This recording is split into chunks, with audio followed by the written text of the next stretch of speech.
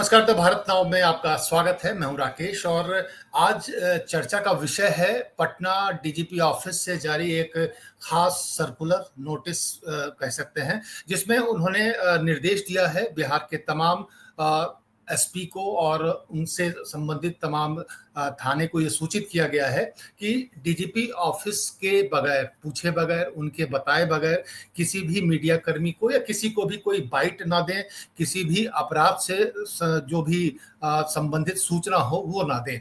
जो DGP office से लिखकर प्रेस नोट आएगा उसी को पढ़कर सुनाना है, ताकि ये पता हो कि क्या बोला जा रहा है और किसी तरह का विवाद ना हो। विपक्ष का कहना है कि सरकार, चुनाव सामने है, ऐसे में सरकार अपनी कानून व्यवस्था की जो स्थिति है उसको ढकने की कोशिश कर रही है, बचाव करने की कोशिश कर रही है, तमाम तरह की बातें हो रही हैं। लेकिन असल में क्या है, ये जानने के लिए हमारे साथ शरद जी जुड़ रहे हैं। शरद सांकृत्यायन हमारे साथ हैं और नमस्कार। नमस्कार शरद जी। संजीव जी भी हमारे साथ जुड़ रहे हैं, वरिष्ठ पत्रकार हैं और राजनीति को भी बहुत अच्छे से समझते हैं। साथ ही बीजेपी से हमारे साथ प्रभात मालाकार जी हैं, हमारे साथ जुड़ रहे हैं। नमस्कार। सबसे पहला नमस्कार प्रभात जी। पहला सवाल आपसे ही इसलिए क्योंकि मामला बिहार से जुड़ा है, डीजीपी ऑफिस से जुड़ा है और आप लोग अभी सरकार में हैं, तो विपक्ष का आरोप सीधा ये है कि सरकार अपनी कमियों को, कानून व्यवस्था से जुड़ी खामियों को छुपाने की कोशिश कर रही है और शायद इसलिए ये एक तरीके से एक नकेल है, या आप कह सकते हैं सेंसरशिप टाइप से कुछ चीज है जो रोक रही है, सूचनाओं को रोक रही है। आपका क्या कहना है प्रभात जी? देखिए, कोई कमियां और खामियां को छुपाने की बात नहीं, और हर विषय को रखने के लिए आप देखिए, मैं पार्टी के ओर से प्रवक्ता हूं, इसलिए पार्टी की बातों को रखूंगा। तो निश्चित तौर पर पुलिस विभाग के भी जो भी क्राइम के क्षेत्र में या लॉ एंड ऑर्डर के क्षेत्र में जो भी व्यवस्था बनी है या जो भी सुधार हो रहे हैं या जो भी अपराधी पकड़े जा रहे हैं या इनकाउंटर हो रहे हैं, उसका विधिवत वो प्रवक्ता जो पुलिस विभाग के जो होंगे वो उसको बताएंगे। और क्या होती है ना कि पुलिस प्रशासन की सारी बातें सारी जगह आनी भी नहीं चाहिए। कई सारी चीज ऐसे चीज आ जाती हैं जिसके कारण लॉ एंड ऑर्डर सुधरने के बजाय और बिगड़ जाता है, अपराधी सतर्क हो जाते हैं, अपराधी सुरक्षित हो जाते हैं। तो हमें अपराध पे लगाम लगाने, हाँ, अपराध पे लगाम लगाने के लिए। हाँ। लेकिन कई बार जो निचले स्तर पे फील्ड ड्यूटी में तैनात ऑफिसर्स होते हैं, उनको बहुत सारी चीजें पत्रकारों से भी पता चलती है। पूछताछ जब वो सवाल जवाब होता है और उसमें होता है तो उनको जानकारी मिलती है कि अच्छा ये भी निश्चित लूप होल्स को बंद करके वो उस पैच करके काम किया जा सकता है। क्या लगता है? देखिए, निश्चित तौर पर राकेश जी, मीडिया जो है लोकतंत्र का चौथा स्तंभ है और समाज का आईना होता है। तो बहुत सारी चीज इसलिए भी होती है कि मीडिया उस चीजों को उठाता है। मीडिया के कारण क्या है, एक तो राजनीतिक कार्यकर्ता भी सक्रिय रहते हैं, सरकार भी सक्रिय रहती है, व्यवस्थाएं भी सक्रिय रहती है, तो उन व्यवस्थाओं को, बातों को उठाने का काम करता है। लेकिन पुलिस विभाग एक ऐसा विभाग है जिसकी सारी बातें सार्वजनिक नहीं की जा सकती। और ठीक है, पुलिस के जो नए अधिकारी जो भी आते हैं, और मैं अपनी ही बात बताता हूँ। जब मैं पार्टी में शुरू में 2001-2 में आया, 2009 से लगातार मीडिया प्रभारी प्रवक्ता का जिला से होते प्रदेश में, तो मुझे शुरू में लगता था कि रोज नाम आवे, प्रतिदिन मैं डिबेट में बैठूं, सब दिन नाम छपता था खुशी। अब दिन भर डिबेट में रहता हूँ, डेली अखबारों में आता है, कोई फर्क नहीं पड़ता। तो बहुत लोग को लगता है वो अति उत्साह में कुछ ज्यादा बोल देते हैं। तो नहीं, मैं समझ गया। आप ये कहना चाह रहे हैं कि कुछ अधिकारी छपने के लिए या अति उत्साह में कुछ बोल जाते हैं जो उचित नहीं होता, शायद आप ये कहना चाह रहे हैं? नहीं, मैं कह रहा हूँ कि हर बातों को पुलिस विभाग के सार्वजनिक होनी भी नहीं चाहिए। उसका एक प्लेटफॉर्म है, एक उसके अधिकारी जो है, मान लीजिए कि कोई जांच चल रहा है और जांच में हमको आज बताइए कि पूरा देश देखा जो पारस हॉस्पिटल का जो कांड हुआ, तो उसको क्या है, 5 ही अपराधी को पूरा देश जान रहा था, छठा अपराधी भी अगर पहले ही सार्वजनिक किए जाते तो छठा अपराधी पकड़ाता है। तो गोपाल खेमका जी का जिस तरह से हत्या हुआ, जिस तरह से अभी पुलिस ने उसको पकड़ा, किस तरह, कहां से उन्होंने हथियार खरीदा, कहां से, तो सब चीज हम ये कह सकते हैं कि एसआईटी गठित हुई है, त्वरित कार्रवाई होगी, हम लोग लगे हुए हैं, जांच तेजी गति से हो रही है। लेकिन हर बात को कि किसको पकड़ना है, कहाँ पकड़ना है, ठिकाना, व्यक्ति, और सामान की जानकारी देने से क्या होता है कि उस तरह से अपराधियों को मौका मिल जाता है भागने का, बचाव करने। ठीक है, ठीक है, ठीक है प्रभात जी। संजीव जी हमारे साथ जुड़ गए। संजीव जी, क्या लग रहा है जो प्रभात जी कह रहे हैं कि हर बात की जानकारी सबको नहीं होनी चाहिए, ये बात तो सब जानते हैं और पहले से भी ये रूल तय है कि हर बात की जानकारी मीडिया को नहीं देनी है। जानकारी उतनी ही बतानी होती है एसपी के द्वारा जिले के लिए, जिले के स्तर पर जितना जरूरी होता है। लेकिन ये स्पेशल जो नोटिस जारी हुआ है या जो सर्कुलर जारी हुआ है, इस पर आप क्या कहना चाहेंगे? क्या सरकार को ये 20 साल बाद ये ब्रह्म ज्ञान हुआ है कि नहीं इस तरह के सर्कुलर जारी किए जाए? इससे पहले तो यही सरकार थी, ये सरकार थी और जिन्होंने ये सर्कुलर जारी किया है उनके बारे में तो यही कहा जाता है कि मीडिया के साथ बड़े फ्रेंडली थे ये। तो आखिर किसका प्रेशर है? सरकार की नाकामियों को आप प्रशासनिक अधिकारी के सर पर ठोकना चाहते हैं, फेंकना चाहते हैं, तो आप फेंकने कोई दिक्कत नहीं है इसमें। हम तो ये कह रहे हैं कि क्या सचमुच में सरकार जिस तरह से सर्कुलर जारी करवा रही है, हमें ये कहने में कोई गुरेज नहीं है, क्या सरकार इस बार आज के इलेक्शन के कुछ महीनों पहले क्या सरकार डरी हुई है? क्या सचमुच में सरकार के हाथों में कुछ रह नहीं गया है? सब कुछ कंट्रोल से बाहर हो गया है? आप अपराधियों को पकड़ लें, आप अपना महिमा मंडन करें, उससे हमें कोई एतराज नहीं है, लेकिन सच बात यह है कि अपराधी तो अपराध कर रहे हैं ना। फिल्मी स्टाइल में जिस तरह से गैंग्स ऑफ वासेपुर में लहराते हुए बंदूक लेके आए और किसी हॉस्पिटल में जाके धाए धाए फिल्मी अंदाज में निकले, घुसे निकले, आप पकड़ लीजिए। संजीव जी, यहाँ पर सवाल ये उठता है कि जो जानकारी की बात कह रहे हैं कि डीजीपी ऑफिस से एक साथ जानकारी दी जाएगी, क्या ये आपको संभव दिखता है कि एक इन्वेस्टिगेटिंग ऑफिसर पहले अपने दरोगा को रिपोर्ट करे, दरोगा एसपी को देगा, एसपी डीजीपी को भेजेगा और फिर डीजीपी ऑफिस एक समूह बनाकर एसपी को भेजेंगे और फिर वो जानकारी साझा की जाएगी? आपको लगता है कि इसमें ये सही सिलसिला है, सही तरीका है? राकेश जी, ये प्रेस वार्ता है ही नहीं, ये एक नोटिस है जिसे आज उस अधिकारी को दिया जाएगा, उसे उतना पढ़ के दे देना है, सुना देना है। वो किसी सवाल का जवाब नहीं दे रहा है। उन्हें जो सूचना दी गई है वो सूचना उन्होंने पढ़ के आपको सुना दिया। अब सवाल ये है कि क्या सचमुच में बिहार पुलिस इस कदर नकारा हो गई है कि वो किसी सवाल का जवाब नहीं दे पाएगी? मीडिया क्या कहती है? ठीक है शरद जी, आपने मतलब बिहार में रिपोर्टिंग का एक बड़ा आपका लंबा समय रहा है। आपको लगता है कि अगर पत्रकार सवाल नहीं पूछेगा, सिर्फ प्रेस कॉन्फ्रेंस की तरह सुनकर आ जाएगा, तो क्या यह संभव है कि इससे कुछ खुलासा हो पाएगा या कोई खबर बन पाएगी?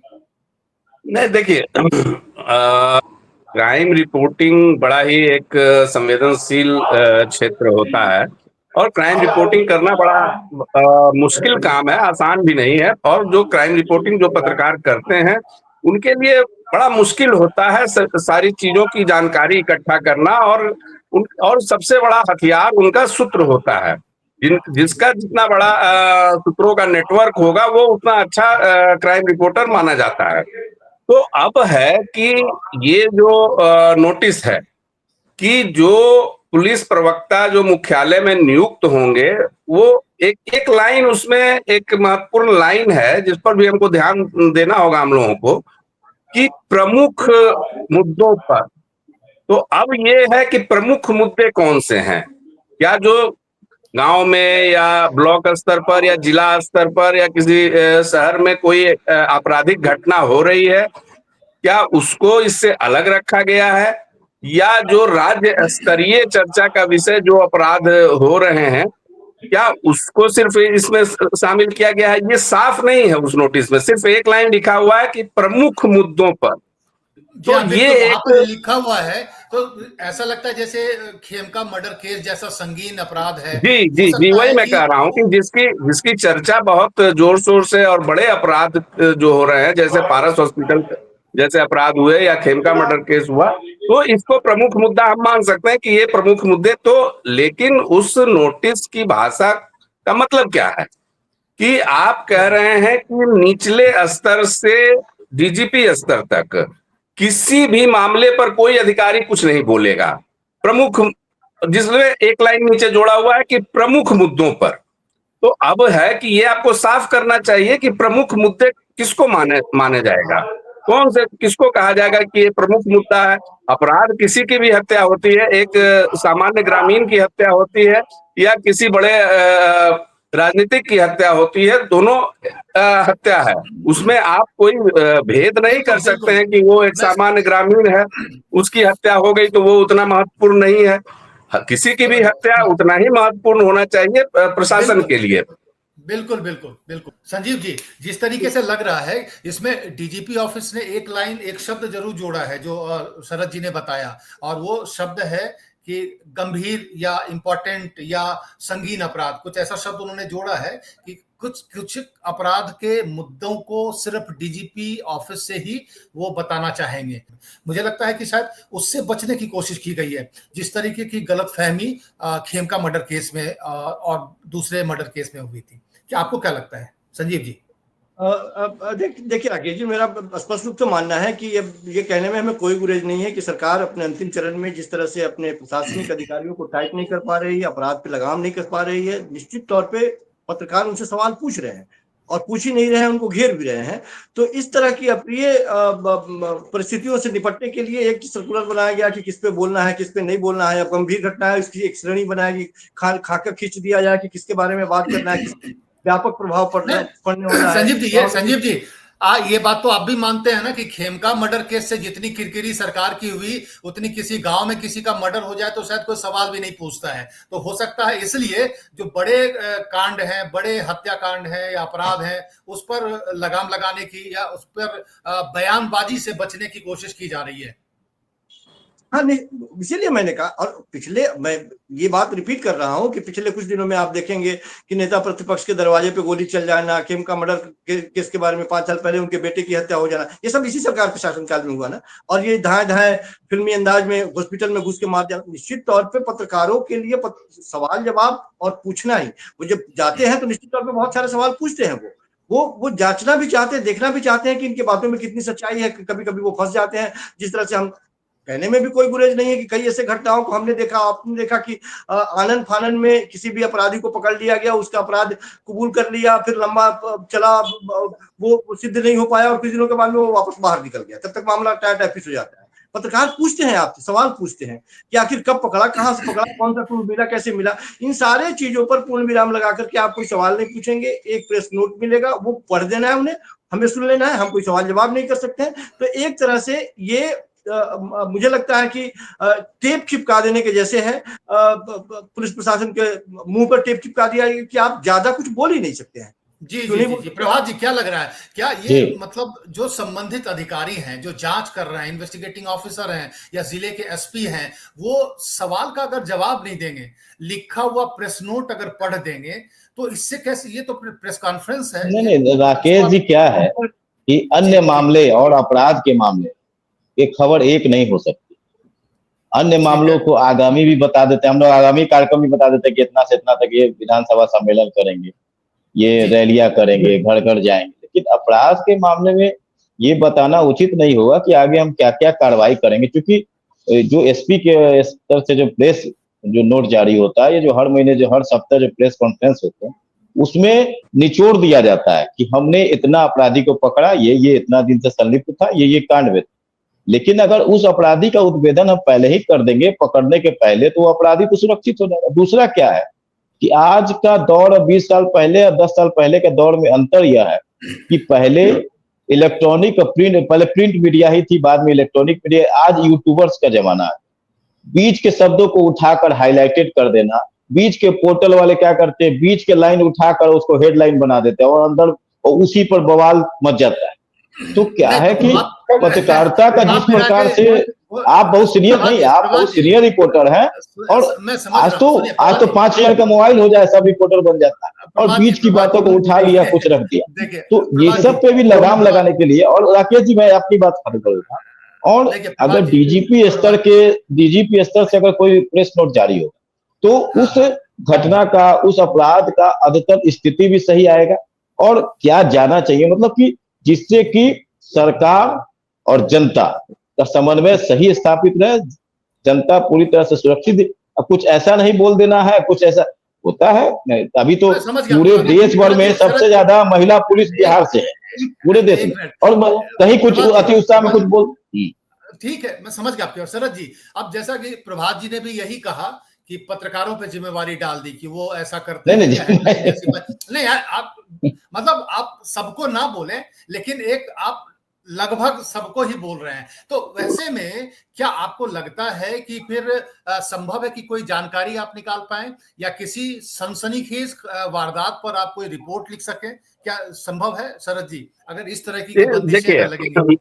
देखिए रिपोर्टिंग आपने भी की है, हमने भी की है। सब लोग जानते हैं, जो फील्ड में हैं और रहे हैं, वो जानते हैं कि खबर कैसे निकलती है। अब दो तरह की बातें होती हैं। अगर हम कोई घटना होती है, कोई अपराध होता है, तो थाना प्रभारी सबसे आसान, हमारे पास जो सबसे आसान पहुंच होती है वो थाना प्रभारी तक होती है किसी भी रिपोर्टर की। उसके बाद एसपी तक होती है, डीजीपी बहुत दूर की चीज होते हैं। तो थाना प्रभारी से जब बातचीत होती है किसी अपराध के मामले में, तो दो तरह की बातें होती हैं, एक ऑन द रिकॉर्ड और एक ऑफ द रिकॉर्ड। तो मैक्सिमम जानकारी जो एक सूचना जो है, किसी खबर को बनाने के लिए जो सूचना की जरूरत होती है, वो मैक्सिमम जानकारी ऑफ द रिकॉर्ड ही मिलता है पुलिस से।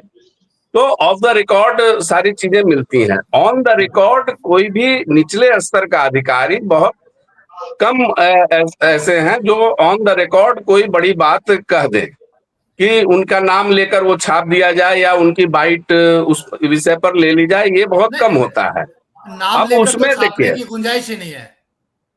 तो हाँ, वही नहीं, जैसे बाइट की बात होती है कि हम थाना प्रभारी की भी बाइट देखते हैं कि थाना प्रभारी बाइट देते हैं किसी भी अपराध के मामले में। अब यहाँ पर यह है कि अपराध के मामले की जानकारी लेना थाना प्रभारी से या इन्वेस्टिगेटिंग ऑफिसर से, तो उसमें दो पार्ट होते हैं किसी भी अपराध की जानकारी का। एक होता है कि अपराध क्या हुआ है, वो हमको भी पता है कि एक हत्या हुई है, तो पुलिस वाले ये जानकारी देते हैं कि हत्या हुई है, फलाने व्यक्ति की हत्या हुई है और यहाँ पर ये हत्या हुई है। और उसका अब है कि दूसरा पार्ट आता है कि कारण क्या है हत्या का, किसने हत्या की है और इसके पीछे क्या था हत्या के पीछे। तो ये जो दूसरा पार्ट होता है ये महत्वपूर्ण होता है। तो ये दूसरे पार्ट की जानकारी आमतौर पर ऑफ द रिकॉर्ड ही मिलता है, ऑन द रिकॉर्ड कम ही मिलता है, क्योंकि वो लेकिन शरद जी जी यहाँ पर जो सरकार का या डीजीपी ऑफिस का जो प्रयास लग रहा है, वैसे संगीन अपराध जिससे सरकार की या कानून व्यवस्था की किरकिरी होती है, उस पर बयानबाजी से रोक लगाना या उससे जुड़ी हुई सूचना को निकलने देना बाहर, मेरे हिसाब से नहीं। तो देखिए जी जी जी, देखिए वही मैं उस पर आ रहा हूं। अभी ये पारस हॉस्पिटल हत्याकांड के बाद जो हुआ, हम सबने देखा कि एडिशनल डीजी कुंदन कृष्णन है पटना में, उनका एक बयान आया जिस पर विवाद हुआ। उनका कहना था कि बरसात के पहले के अप्रैल मई के महीने, गर्मी के महीने में अपराध बढ़ जाते हैं क्योंकि किसानों के पास कोई काम नहीं होता है तो वो अपराध करने लगते हैं। और बरसात शुरू हो जाने के बाद जारी कर दिया। हाँ, जो किसान जब अपने काम में व्यस्त हो जाते हैं तब अपराध कम हो जाते हैं। तो ये बड़ा विवादास्पद बयान था उनका।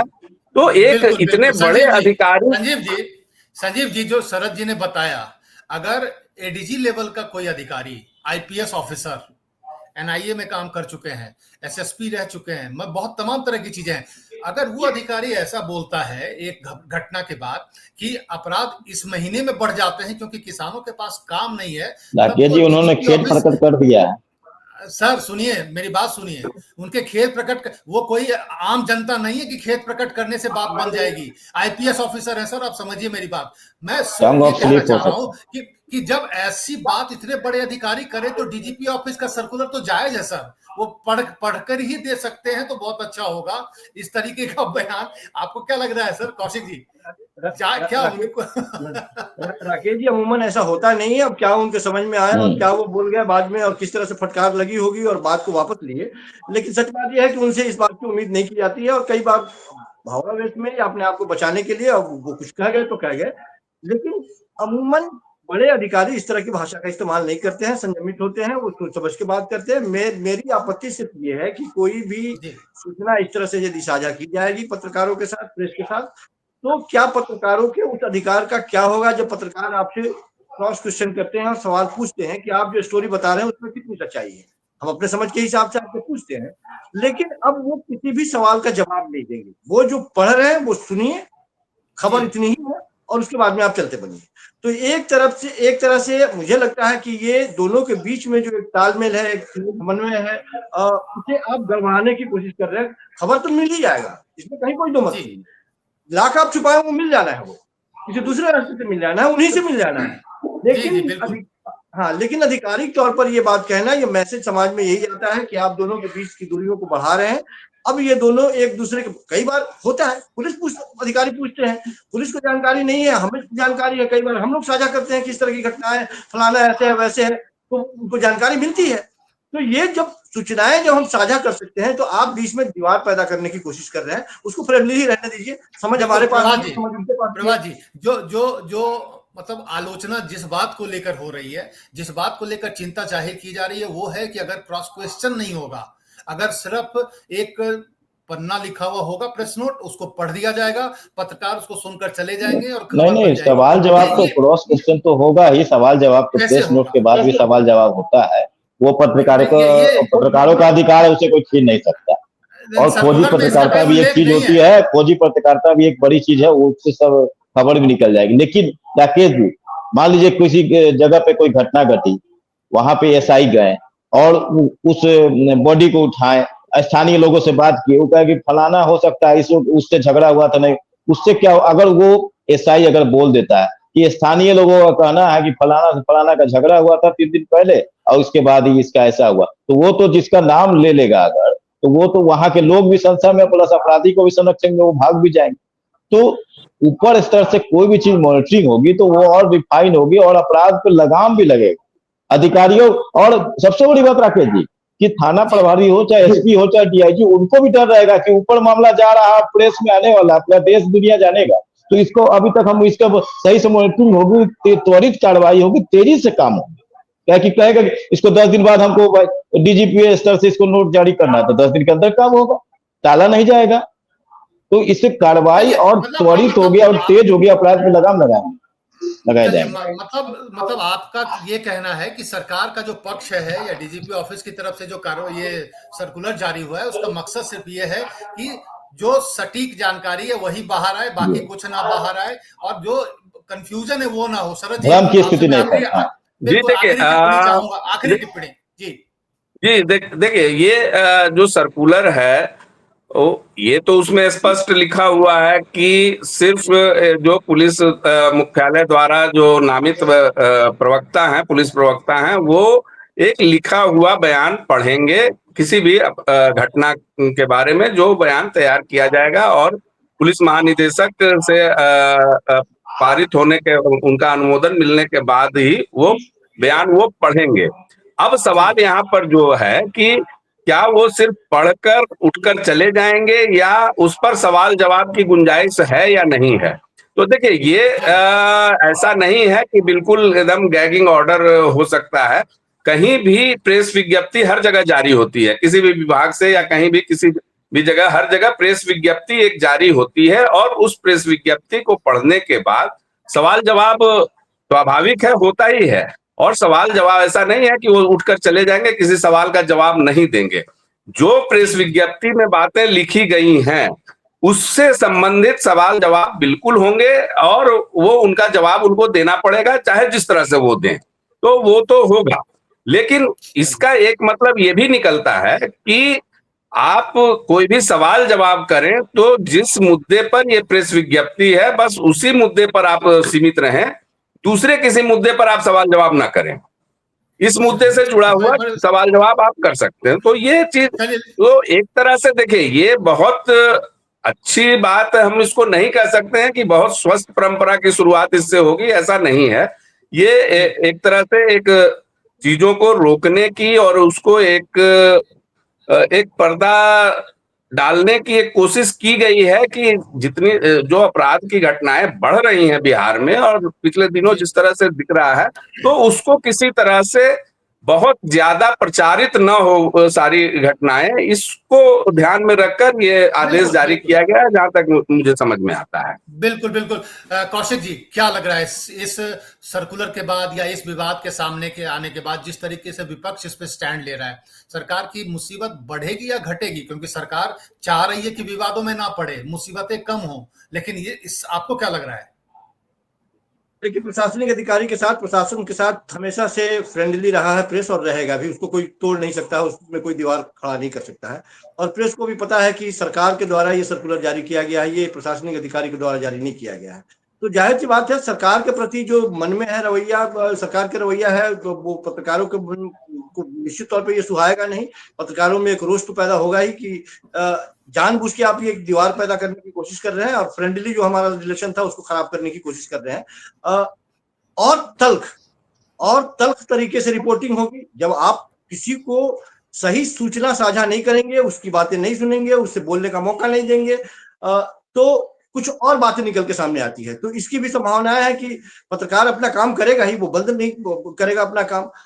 लेकिन सरकार को इससे और परेशानी हो सकती है, चूंकि और ज्यादा खोजी पत्रकारिता, और ज्यादा जड़ तक जाने के लिए और सूत्रों का सहारा लेना, बहुत सारी चीजें जिसे इजीली छोड़ दिया जाता है कभी कभी, या छूट जाता है, उन सबको कुरेदना पत्रकार शुरू करेंगे। तो इससे बातें छुपेंगी नहीं, और ज्यादा निखर के बाहर निकलेंगी, क्योंकि पत्रकार भी अपने आदत से बाज नहीं आएंगे, उनका जो काम है वो करेंगे ही करेंगे। लेकिन ये एक स्वस्थ परंपरा, जैसा शरद जी ने कहा कि एक स्वस्थ परंपरा नहीं है, इससे एक जी मैसेज जी समाज में अच्छा नहीं जा रहा है। जी, चलिए ठीक है। हमें उम्मीद है कि प्रभात जी जो कह रहे जी हैं मामला उतना ही हो, और ज्यादा खबरों को दबाने की या जो फैक्ट्स है उसको छुपाने की कोशिश ना हो सरकार की तरफ से इस सर्कुलर के बहाने। तो उम्मीद यही है हम लोगों की, क्योंकि हम लोग भी पत्रकार बिरादरी से आते हैं, और हमें लगता है कि हमें सूचनाएं वैसे ही निर्बाध मिलती रहेगी जैसे मिलती है, किसी तरीके की परेशानी नहीं आएगी। बहुत बहुत शुक्रिया प्रभात जी हमारे साथ जुड़ने के लिए, वक्त निकालने के लिए बहुत बहुत नमस्कार। शुक्रिया आपका। जी जी। और आपका भी संजीव जी बहुत बहुत शुक्रिया, वक्त निकाला आपने, हमारे साथ जुड़े। और शरद जी आपका भी बहुत बहुत शुक्रिया, जी धन्यवाद। जी जी धन्यवाद। तो हमारे साथ थे शरद जी, उसके अलावा हमारे साथ संजीव जी थे, और प्रभात जी भी हमारे साथ जुड़े थे। और कुल मिलाकर जो समझ में आ रहा है कि सरकार ने उन बड़े मुद्दों पे किरकिरी से बचने की कोशिश की है, जैसे अभी गोपाल खेमका कांड में हुआ, और जैसे उससे पहले भी एक आध हत्याकांड में सरकार की किरकिरी हुई, सूचनाएं सामने आ गई, और पता चला कि सरकार या जो उनका तंत्र है या जो पुलिस है, बिहार पुलिस, वो ढंग से काम नहीं कर रही है, कार्रवाई में देरी हो रही है, पुलिस देर से पहुंच रही है। तो इन सब मुद्दों से बचने के लिए डीजीपी कार्यालय से ये सर्कुलर जारी हुआ है कि हर कोई बात नहीं करेगा, हर कोई सूचनाएं नहीं देगा, और ये शायद खास संगीन अपराधों को लेकर ये सर्कुलर जारी हुआ है। हमें उम्मीद है कि सरकार जिस किरकिरी से बचना चाहती है वो ज्यादा ना हो, और जो स्वतंत्रता है पत्रकारों की सवाल पूछने की, वो अनवरत बना रहे। फिलहाल इतना ही, फिर मिलेंगे किसी और टॉपिक के साथ। नमस्कार।